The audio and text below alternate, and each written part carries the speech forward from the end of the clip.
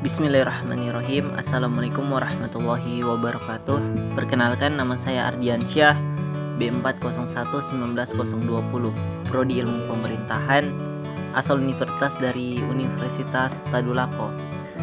Nah, dalam hal ini saya akan memaparkan PowerPoint saya tentang untuk memenuhi tugas mata kuliah Pemerintahan Desa dari Universitas Jambi. Nah, pertama latar belakang. Undang-Undang Desa dianggap mampu mengakhiri perdebatan tentang relasi desa dan negara sejak berdirinya Republik Indonesia. Menjelaskan diskusi tentang desa berkutat pada perdebatan dua persoalan besar. Pertama, debat tentang hakikat, makna, dan visi negara atas desa. Apa desa sekedar menjadi tempat bermukim dan unit administratif yang bertugas mengeluarkan aneka surat pengantar?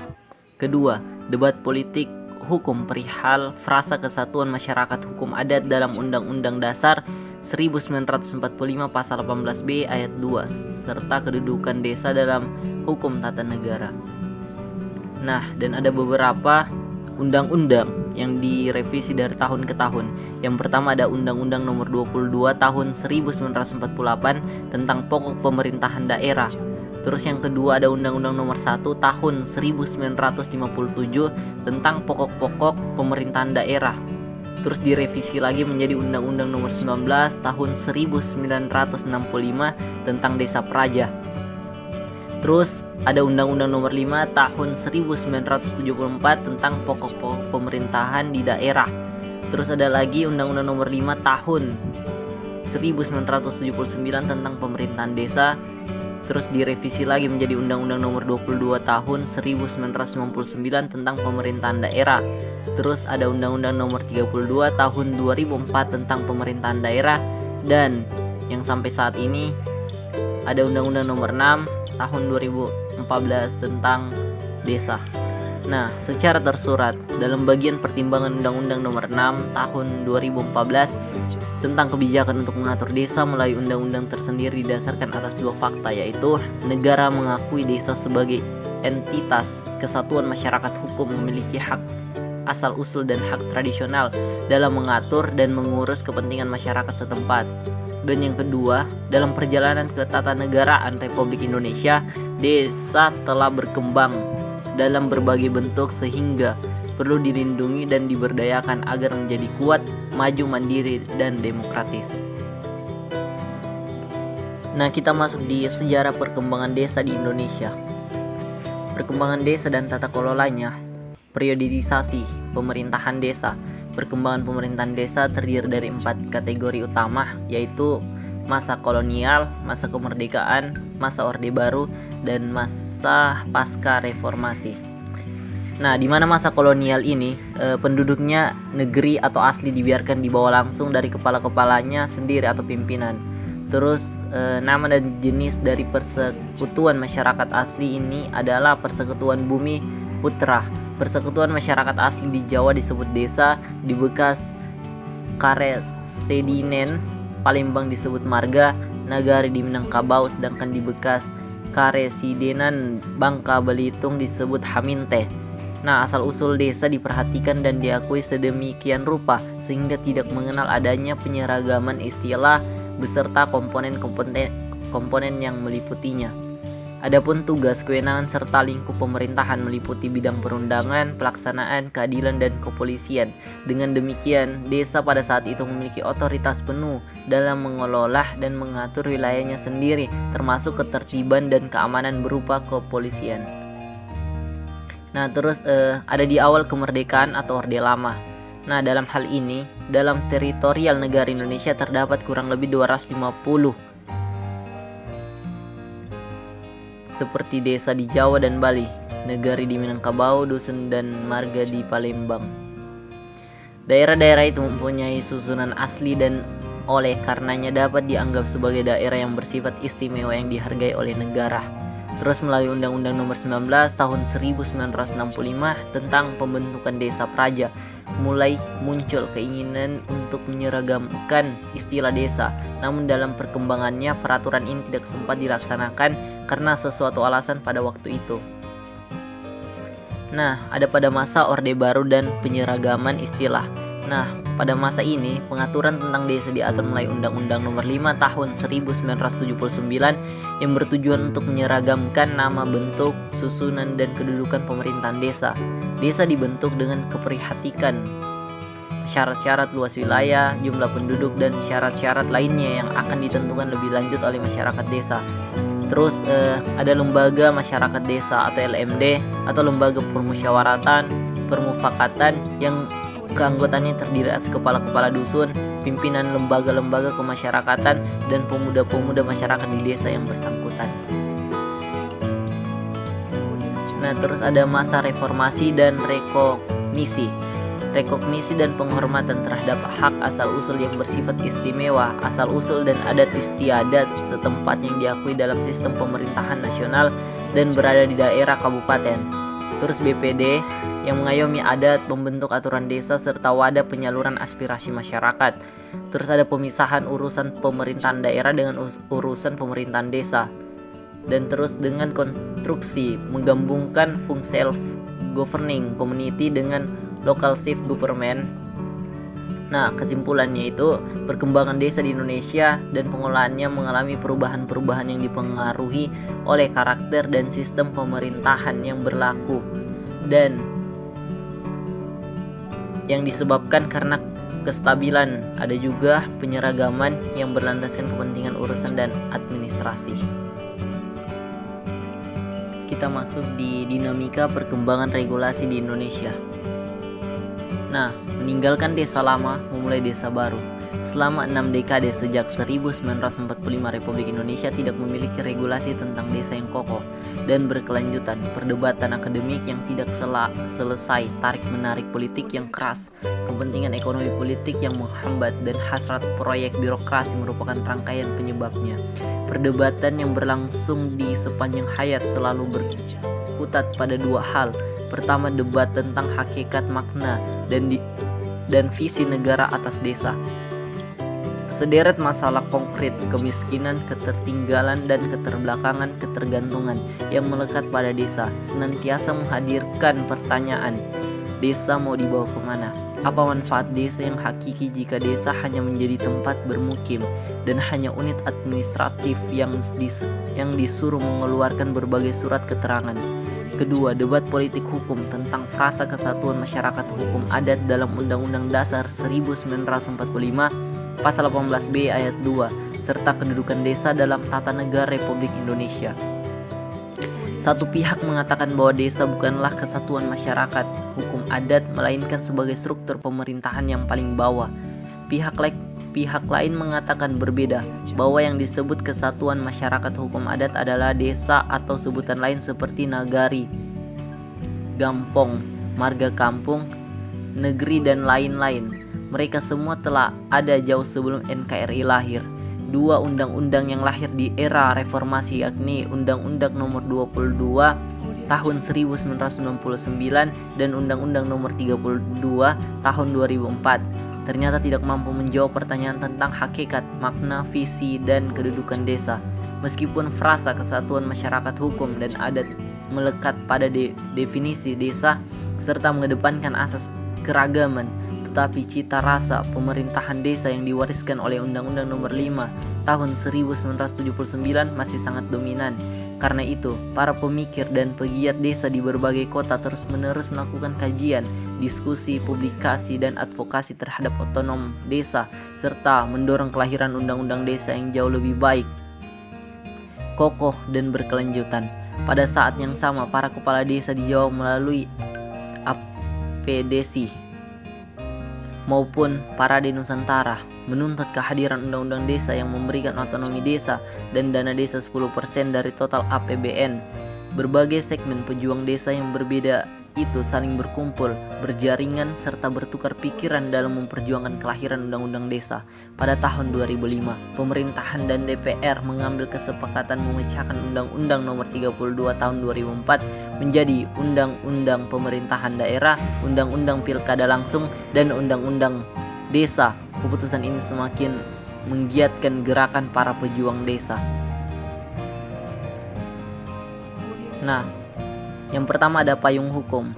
Desa lama diatur dalam Undang-Undang Nomor 32 Tahun 2004 dan Peraturan Presiden Nomor 72 Tahun 2005, dan desa baru mengambil Undang-Undang Nomor 6 Tahun 2014. Nah, asas utama desa lama itu desentralisasi atau redualitas, dan desa baru itu rekognisi atau subsidiaritas.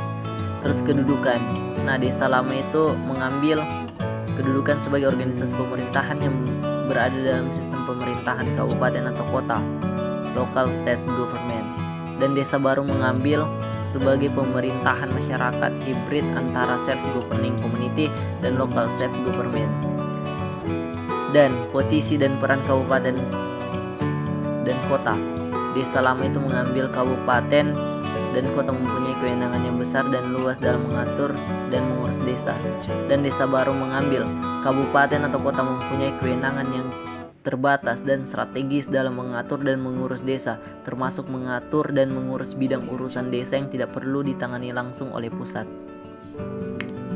Terus ada delivery kewenangan dan program, target atau mandat.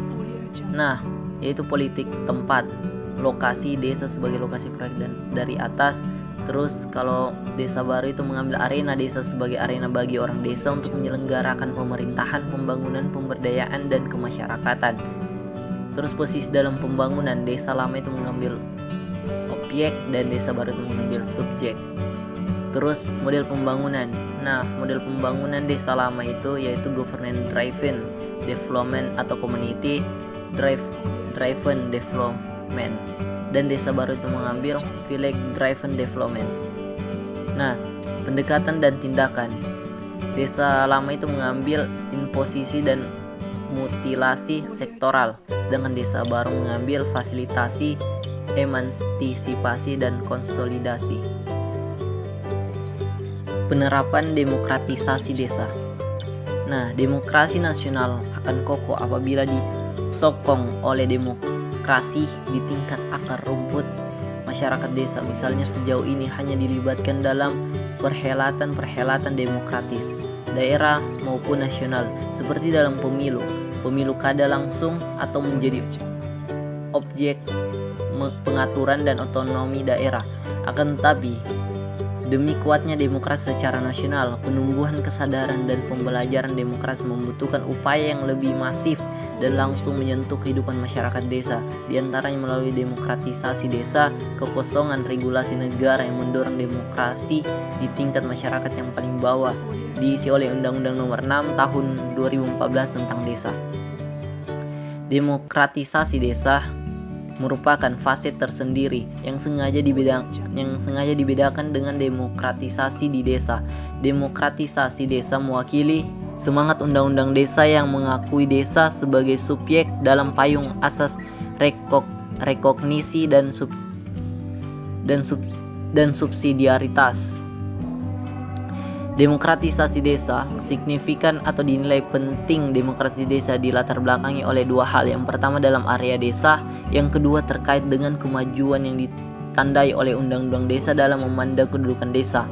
Nah, demokrasi desa memiliki titik tekan dan nuansa tersendiri yang tidak dapat disamarupakan dengan demokrasi di tingkat nasional. Desa sebagai arena demokrasi, yang pertama itu hubungan-hubungan sosial yang ada di desa terbangun dan pergaulan sosial secara personal antara sesama penduduk desa yang telah berlangsung lama. Yang kedua, hubungan desa dengan ruangan juga berlangsung dengan intensitas yang sangat tinggi. Yang ketiga, pergaulan yang lama, intens, dan berlangsung dalam hubungan serba hidup dengan ruangan menciptakan atau pola sosio budaya desa yang khas. Yang keempat itu yaitu solidaritas yang terbentuk di desa biasanya bersifat mekanis yang kental dengan nuansa kolektivistik. Desentralisasi dan pemerintahan desa di Indonesia, Baliakah Nagari dan Undang-Undang Nomor 6 Tahun 2014 tentang desa. Sejak 1990-an, desentralisasi diperkenalkan ke seluruh dunia sebagai bagian dari agenda neoliberal oleh lembaga-lembaga internasional seperti World Bank, International Monetary Fund atau IMF, dan United National Development Programmen atau UNDP. Kasus desentralisasi yang sangat dramatis dilukiskan oleh salah satu pejabat World Bank sebagai ledakan besar terjadi di Indonesia sesudah lengsernya Soeharto yang memerintah negara tersebut secara sentralistis dan otoriter selama lebih dari 30 tahun. Pada 1999, hanya 1 tahun setelah perubahan rezim dan di bawah tekanan politik yang kuat dari kaum reformis, 2 undang-undang tentang desentralisasi diberlakukan, yakni Undang-Undang Nomor 22 Tahun 1999 tentang pemerintahan daerah dan Undang-Undang Nomor 25 Tahun 1999 tentang pertimbangan keuangan antara pemerintah pusat dan daerah. Kedua undang-undang tersebut memberikan otonomi yang besar kepada kabupaten dan kewenangan yang lebih kecil kepada provinsi. Pemerintah pusat hanya mempertahankan kekuasaan di bidang moneter, pertahanan, urusan luar negeri, peradilan, dan agama. Dan digitalisasi desa, upaya memperkuat sistem informasi desa. Yang latar belakang kehadiran sistem informasi desa yang pertama itu karena ada bencana Merapi di Yogyakarta mengakibatkan dokumen desa hilang. Kedua, penyebaran virus corona yang begitu masif sampai Badan Kesehatan Dunia WHO menyebut sebagai pandemi. Apa yang terjadi di desa, alternatif pelayanan publik jarak jauh melalui perangkat digital. Dan yang ketiga ada Undang-Undang Nomor 6 Tahun 2014 tentang desa, mengamanatkan pemerintahan daerah wajib mengembangkan sistem informasi desa dan membangun kawasan pedesaan. Nah, sistem informasi desa harus selaras dengan perkembangan sarana dan kapasitas pemerintahan desa yang dipergunakan desa untuk perencanaan desa, melaksanakan akuntabilitas, transparansi, dan penyelenggaraan pelayanan publik. Peningkatan kesejahteraan masyarakat desa diberikan kewenangan dan sumber dana yang memadai agar dapat mengelola potensi yang dimiliki guna meningkatkan ekonomi dan kesejahteraan masyarakat. Setiap tahun pemerintahan pusat telah menganggarkan dana desa yang cukup besar untuk diberikan kepada desa pada tahun 2015 dan desa dianggarkan sebesar 20,7 triliun dengan rata-rata setiap desa mendapatkan alokasi sebesar 280 juta pada tahun 2016.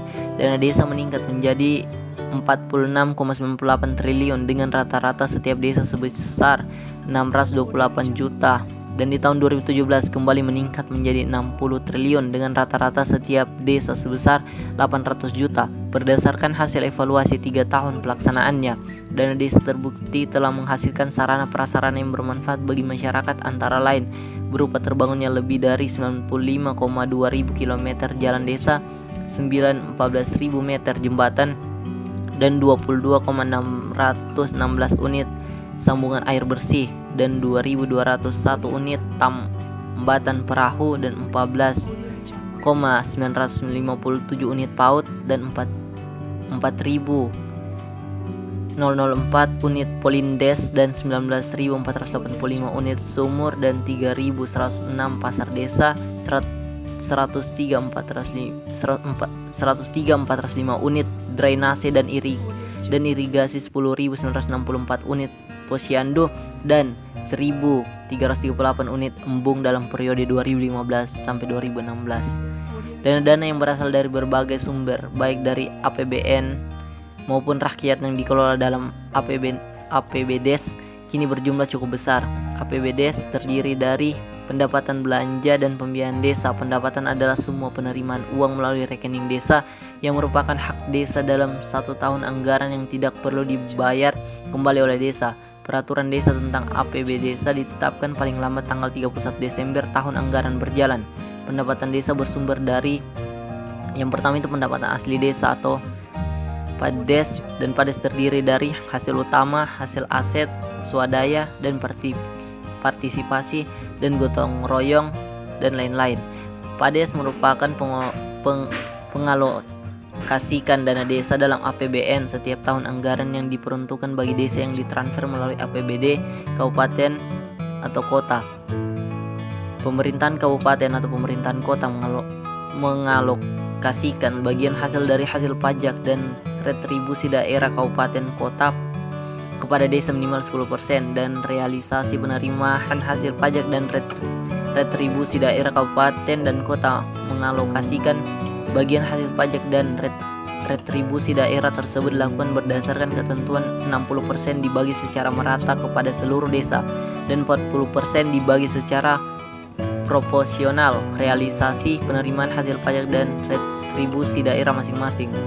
Pemerintahan kabupaten dan pemerintahan kota mengalokasikan ADD dan APBD setiap tahun anggaran minimal 10% dari dana pertimbangan yang diterima kabupaten kota, tahun anggaran minimal 10% dari dana pertimbangan yang diterima kabupaten dan kota. Dalam APBD setelah dikurangi DAK, pengalokasian ADD dipertimbangkan kebutuhan penghasilan tetap kepala desa dan perangkat desa serta jumlah penduduk desa, angka kemiskinan desa, luas wilayah desa dan tingkat kesulitan geografis desa. Pemprov dan pemerintahan kabupaten atau Pemkot dapat memberikan bantuan keuangan yang bersumber dari APBD provinsi, kabupaten, dan kota kepada desa baik yang bersifat umum maupun khusus. Bantuan yang bersifat umum meruntukan dan penggunaannya diserahkan sepenuhnya kepada desa penerima bantuan dalam rangka membantu melaksanakan tugas pemerintahan daerah di desa. Bantuan yang bersifat khusus diperuntukkan dan pengelolaannya ditetapkan oleh pemerintahan daerah pemberi bantuan dalam rangka percepatan pembangunan desa dan pemberdayaan masyarakat. Nah, jadi kesimpulannya itu ya, pengelolaan keuangan desa harus dilakukan berdasarkan prinsip tata kelola keuangan desa yang baik, yaitu transparan, akuntabel, partisipatif, serta dilakukan dengan tertib dan disiplin anggaran. Prinsip-prinsip pengelolaan keuangan desa yang baik harus terwujud secara integral dan sistematik dalam seluruh rangkaian siklus pengelolaan keuangan desa yang baik. Perencanaan keuangan desa harus dikelola dengan baik dan demokratis serta responsif. Sebagian besar penganggaran yang baik dalam mengacu pada perencanaan keuangan desa akan menjadi landasan bagi pelaksanaan ditopang oleh penantau usahaan serta pelaporan keuangan yang baik berdasarkan seluruh rangkaian siklus tersebut. Sistem pertanggungjawaban pengelolaan keuangan desa dapat dilakukan dengan baik sesuai dengan prinsip-prinsip tata kelola keuangan desa yang baik. Dan terdapat sejumlah kendala yang dihadapi dalam pengelolaan keuangan desa yang baik. Masih banyak terdapat kesalahan-kesalahan baik dalam tahap perencanaan, pelaksanaan, penatausahaan maupun pada tahap pelaporan dan pertanggungjawaban. Diperlukan langkah-langkah yang melakukan perbaikan dalam mengatasi kendala-kendala dalam pengelolaan keuangan desa. Sekian dari saya, jika ada kesalahan mohon dimaafkan. Wabillahi taufiq wal hidayah. Wassalamualaikum warahmatullahi wabarakatuh.